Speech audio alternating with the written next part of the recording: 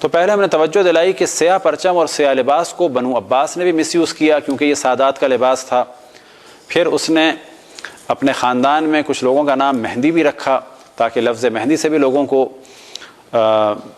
مس use کیا جا سکے. تو سیاہ امامے کو، سیاہ لباس کو مس یوز کیا. آج کے دور میں بھی سیاہ امامے اور سیاہ لباس کو ISIS نے مس یوز کیا. ان سے پہلے القاعدہ اور طالبان نے مس یوز کیا. اور وہابی بھی اس وقت سیاہ لباس اور سیاہ پرچم کا ذکر کرتے ہیں. وجہ یہ ہے کہ آخر زمانے میں امام مہدی علیہ السلام کی نصرت کے لیے خراسان سے سیاہ پرچم نکلیں گے. ایک زمانہ تھا کہ افغانستان خراسان کا حصہ تھا، لیکن آج اگر کہا جائے گا خراسان تو اس سے مراد ایران اور ایران کے بعض علاقے مانے جائیں گے، نہ کہ افغانستان. بالکل اسی طرح سے کہ ایک زمانہ تھا کہ سندھ ہند کا علاقہ تھا، یعنی انڈیا کا. بس بعض روایتوں میں جب سندھ کہا گیا ہے تو اس سے مراد آج کا پاکستان ہے. ہند گو کہ سابقہ ہند تھا، پاکستان پہلے ہند میں تھا. لیکن سوال کیا جائے گا جب چھوٹے علاقے کا ذکر ہو رہا ہے سندھ کا تو اس سے مراد اب ہند نہیں لیا جائے گا، اس سے آج کل پاکستان کا سندھ لیا جائے گا.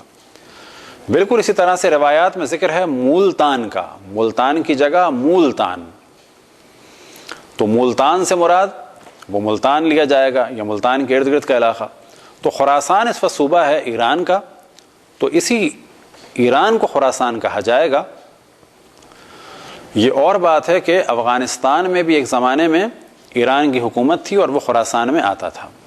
اس موضوع کو ہم پہلے بھی کچھ حد تک ڈسکس کر چکے. سیاہ پرچم نکلیں گے امام زمان علیہ السلام کے ظہور سے 72 دن پہلے، یعنی بیفور 72 days، یا 72 مہینے پہلے، یعنی 6 سال پہلے. لیکن زیادہ مشہور قول ہے کہ یہ بالکل ظہور سے پہلے کچھ دن کی بات ہوگی، یعنی 72 دن پہلے کی بات ہوگی. یہ زیادہ مشہور قول ہے. یہ سیاہ پرچم کس کی جانب سے ہوں گے؟ تو جگہ کا تو ذکر ہوا کہ یہ خراسان سے نکلیں گے. ان پرچموں کی قیادت کس کے ہاتھ میں ہوگی اور یہ فوج کس کے ہاتھ میں ہوگی؟ تو روایتوں میں اس فرد کو کہا گیا ہے سید خراسانی یا ہاشمی خراسانی. ایک روایت نقل ہوئی عقد الدرر میں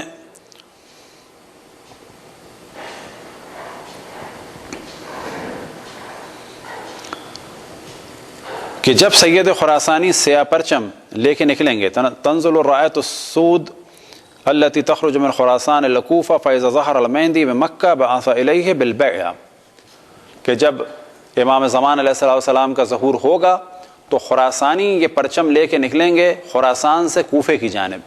اور روایتوں میں بیان ہوا ہے کہ اس وقت سفیانی داخل ہو چکا ہوگا عراق میں، اور سفیانی سے مقابلے کے لیے خراسانی یہاں سے اپنی فوج بھیجیں گے اور دوسری جانب وہ امام کے پاس بیعت کے لیے کسی کو بھیجیں گے. اسی طرح سے یمن سے یمانی جو ہے وہ بھی سفیانی کے مقابلے میں اپنی فوج لے کے نکلیں گے. آخر میں وہ روایت ہم بیان کریں کہ جو مولا امیر المومنین علیہ السلام سے نقل ہوئی ISIS کے بارے میں، اور پہلے بھی ہم اسے بیان کر چکے ہیں. وہ روایت یہ ہے، مولا امیر المومنین علیہ السلام سے نقل ہوئی. یہ روایت نعیم ابن حماد نے، اور یہ نعیم ابن حماد بخاری کے استادوں میں سے تھے، شیوخ میں سے تھے. اسی روایت کو نقل کیا ہے ملاحم اور فتل میں سید ابن طاؤس نے، اور یہی روایت نقل ہوئی ہے کنز العمال میں جو اہل سنت کی ایک مشہور کتاب ہے. مولا امیر المومنین علیہ السلام سے یہ روایت نقل ہوئی، آپ فرماتے ہیں اذا رأیتم رایات السود، جب تم دیکھو سیاہ پرچموں کو، فالزموا الارض فلا تتحرکوا ایدیکم ولا ارجلکم، تو تم زمین پہ ایک جگہ جم جاؤ، اپنے ہاتھ اور پاؤں کو حرکت نہ دو. مراد یہ ہے کہ سیاہ پرچم کو یہ لوگ مس یوز کر رہے ہیں، انہیں ہدایت کا پرچم سمجھ کے ان کے پاس نہ چلے جانا، کیونکہ تاریخ میں بھی سیاہ پرچم مس یوز ہوئے ہیں. اور صحیح سیاہ پرچم وہ ہوگا جو ظہور سے 72 دن پہلے تقریباً نکلے گا، جس کی قیادت خراسانی کے ہاتھ میں ہوگی، اور وہ امام زمان علیہ السلام کی خدمت میں اپنی فوج کو لے جائے گا. اس کا ہم ڈسکشن پہلے کر چکے ہیں.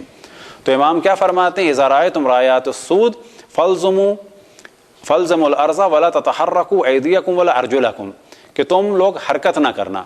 اب بعد میں انہوں نے مولا نے اور کچھ کیفیات بتا دی ہیں کہ یہ دیکھنا، یہ اگر خصوصیات میں پائی جا رہی ہوں تو پھر ان کا ساتھ نہ دینا۔ وہ خصوصیات کیا ہیں؟ ثم یظہر قوم ضعفاء لا یعبأ لهم، کہ پھر تم دیکھو گے کہ ایک نادانوں کا گروہ ظاہر ہوگا۔ ضعفاء عام طور پہ جاہلوں کو، نادانوں کو، کم علموں کو کہتے ہیں۔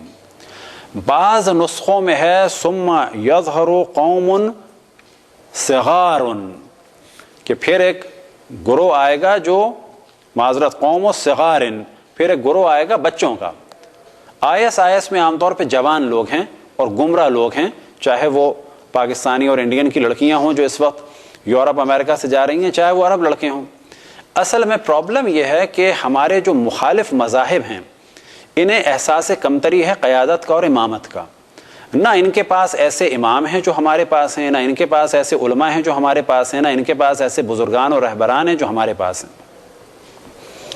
شیعہ الحمدللہ ترقی کر رہے ہیں، ان کو ایک حسد ہو رہا ہے، تو کوا چلا ہنس کی چال اپنی بھی چال بھول گیا۔ کبھی انہوں نے ہماری ٹکر میں طالبان بنائے تو اپنا منہ کالا کیا، کبھی ہماری ٹکر میں سعودی مفتیوں کو پیش کرتے ہیں جن کا کردار واضح ہے، کبھی ہمارے مقابلے میں IS بنائی تو ساری دنیا میں اپنی بدنامی کر لی۔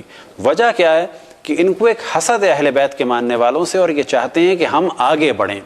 آگے بڑھنے میں ہمیشہ غلطی کر دیتے ہیں۔ آگے اگر بڑھنا ہے اسلام میں تو صرف ایک راستہ ہے، وہ ہے اہل بیت کے دامن کو تھامنا ہوگا۔ تو پھر روایت کو پڑھتے ہیں، اذا رأیتم رایات السود فالزموا الارض فلا تتحركوا ایدیکم ولا ارجلکم ثم یظہر قوم صغار لا یعبأ لهم۔ تم دیکھو، اگر تم دیکھو سیاہ پرچم تو اپنے ہاتھوں کو اور پاؤں کو حرکت نہ دینا، ایک جگہ ٹھہر جانا۔ پھر تم دیکھو گے ایک گروہ ہوگا، یا تو صغار ترجمہ کر لیں یعنی نوجوانوں کا، بچوں کا، یا ترجمہ کر لیں ضعیف یعنی کم عقلوں کا۔ اب ان کی ایک مثال اور کیا ہے؟ اب ان کی ایک صفت کیا ہے؟ قلوبہم کزبر الحدید، قلوبہم کزبر الحدید، ان کے دل لوہے کے ٹکڑے کی مانند ہوں گے۔ ہم اصحاب الدولہ، وہ دولت کے اصحاب ہوں گے۔ دولت کے معنی اسٹیٹ، حکومت۔ اب آپ جانتے ہیں کہ ان کا نام عربی میں ہے دولت الاسلامیہ فی العراق والشام، Islamic State of Iraq and Syria. دولت کا دال، اسلامیہ کا الف، عراق کا عین، شام کا شین، یہ ایبریویشن ہے کس کا؟ مخفف ہے کس کا؟ داعش۔ دولت الاسلامیہ فی العراق والشام، Islamic State of Iraq and Syria, اس کا ایبریویشن ہے ISIS۔ تو امام فرماتے ہیں ہم اصحاب الدولہ، یعنی ان کا سلوگن یا ان کا دعویٰ ہوگا یا وہ طرفدار ہوں گے کس کے؟ دولت کے۔ لا یفون بعہد ولا میثاق، وہ کسی وعدے اور معاہدے کا پاس نہیں رکھیں گے، کسی معاہدے پہ عمل نہیں کریں گے۔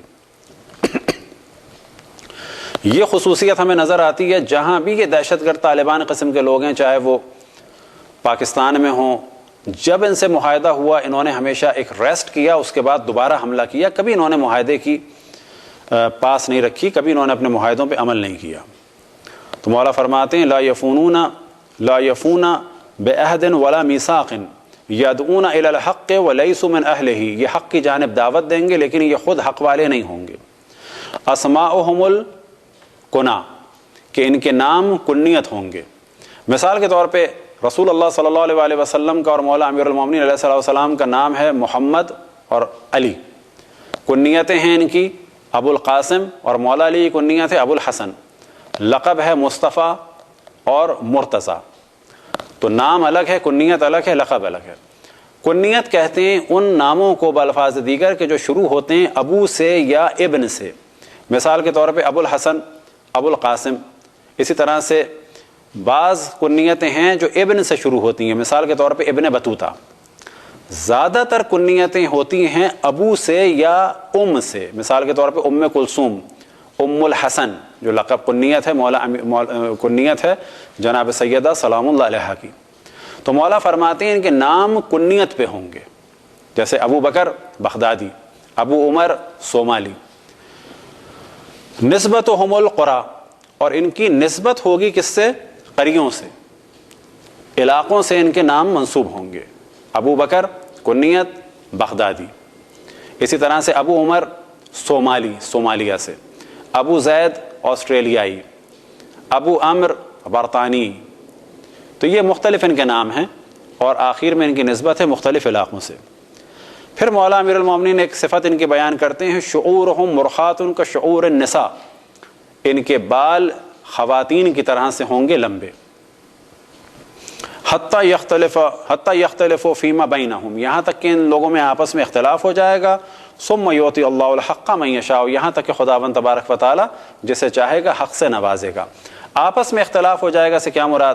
جس طرح سے اس وقت اختلاف چل رہا ہے کس کے درمیان؟ ISIS کے درمیان اور جبہت النصر کے درمیان، اسی طرح سے اختلاف ہو گیا ہے ان کے درمیان اور ان کے باپوں کے درمیان کہ جنہوں نے ان کو بنایا تھا۔ آج ان میں اور ان کے باپ کے درمیان یعنی کس میں؟ سعودی عرب میں اختلاف ہو گیا ہے۔ اگلے مرحلے میں ان میں اور ترکی میں بھی اختلاف ہوگا، اور جتنے ممالک نے ان کو سپورٹ کیا، اسلحہ دیا، انشاءاللہ ان میں بھی اختلاف ہوگا۔ مولا امیر المومنین علیہ الصلوۃ والسلام فرماتے ہیں کہ ان کا اختتام کیسے ہوگا؟ حتی یختلفوا فیما بینہم، یہاں تک کہ ان میں آپس میں اختلاف ہو جائے گا۔ ثم یعطی اللہ الحق من یشاء، پھر خداوند تبارک و تعالی جسے چاہے گا حق عطا فرمائے گا۔